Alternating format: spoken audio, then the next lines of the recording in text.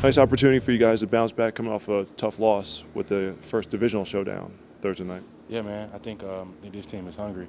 I think hungrier than than probably ever been because the guys that were here last year don't know what it feels like to lose 2 games back to back, and it sucks.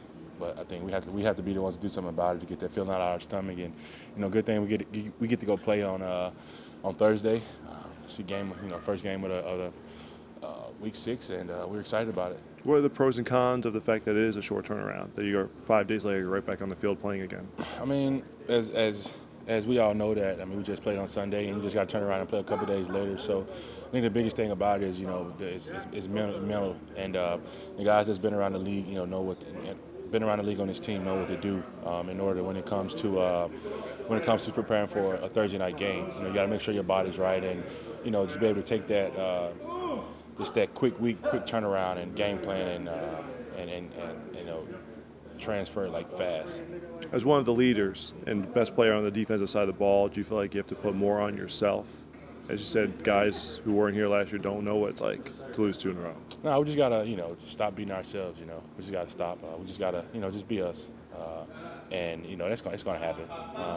Again, when we're 2 and 3, not where we want to be, but I think the main thing is nobody in this locker room is in a panic, and that's a good thing. Guys are sticking together, and that's the most important. When you look at this Giants team, 1 and 4, but should have won last week against Carolina and playing a lot better football as of late. What do you see when you look at this team?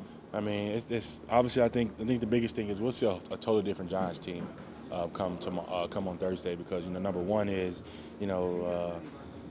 it's a divisional game, and Eagles Giants still is a big deal. So we know how it's going to be. No matter I think Thursday you can throw the records, throw them out of the book.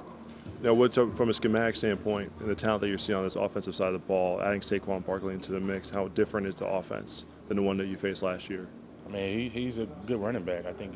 You draft a guy that high, you expect a lot of him. You expect a lot from him, and he runs the ball hard. We got to gang tackle him, and I know the guys that do a really good job at doing that. Is the biggest thing is once you eliminate him from the game plan, then you guys can get after Eli and try challenge him to do things down the field? Well, they have an elite set of skill guys out there. You got Odell, you got Shep, you got a lot of guys out there that can make a bunch of plays. And I think everybody be honed in on what they need to do, and not just trying to make any special plays. They come to you to restructure your deal. I'm sure you probably already answered this.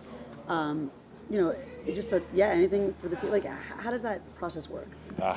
Listen, my agent talked to my agent, and we talked about whatever's going to happen, and I trust those guys. And the main thing is, I don't work up there, and I really don't know what's going on. So, it's good for me, and just moving on from it. Is this one of those things that can help bring more talent into this team, though? Is that you're all for it? Again, like you said, man, I don't work up there. I have nothing to do with finances and what they're doing upstairs. And I think the only thing I can do is continue to be a great teammate and be a leader on this team.